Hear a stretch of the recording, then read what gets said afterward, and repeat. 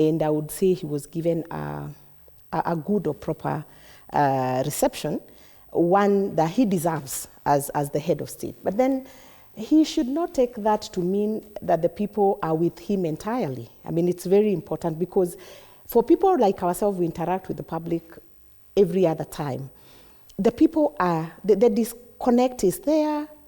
People are not happy about certain things, of course not everything.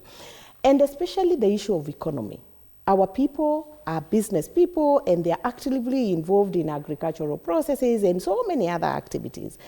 And when people have a problem putting a meal on the table and their livelihoods are affected and they feel like the government overpromised on certain areas and certain things and they're not doing much and they're coming back again with slogans and promising things that they're not sure, there's a concern on the ground. However, I think William Ruto is one daring individual. He's very candid because he faced them and he spoke to them. And I did not see anybody heckle him as it was expected.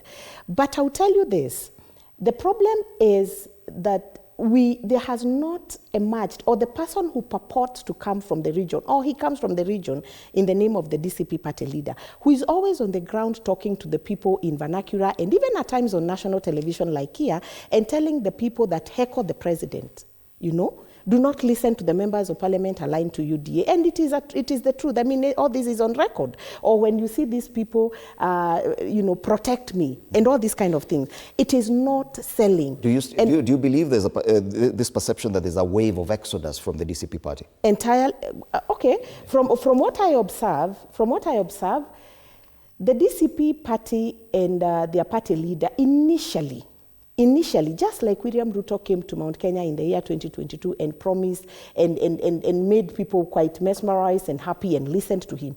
That's the same, these people made an entry into Mount Kenya. And they capitalized on the impeachment to an extent that they made it an issue of the community, which is not necessarily true. But then with time, 1 year from the time they were impeached up to now, everything that they are selling, everywhere that they are going, is not promising. Because Wantam, what is Wantam? You cannot go to every meeting and say Wantam.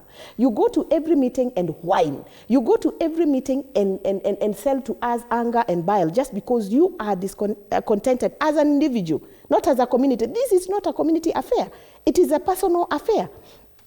And I would like to remind the DCP party leader, because now we are discussing DCP and it is good that we I don't feel like you've answered my question. I don't think it's 100% exodus, you know, to the side of government, because these are individuals who are moving. Mm-hmm. We still have individuals like Dr. Mbaya here who are still in the party. And so many other candidates, I've seen them even in my constituency, who are going around and opening offices and doing all those kind of manner of things. The only problem, and this is where I challenge them, is this.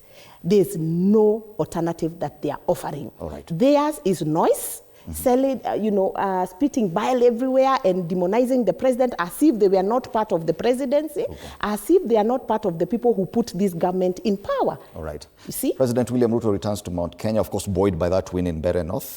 Do you think it's enough for him to reclaim a bit of what he is perceived to have lost from that region? No, reclaiming is a figment of imagination, and even thinking that he had lost the mountain is also another creation by those who would wish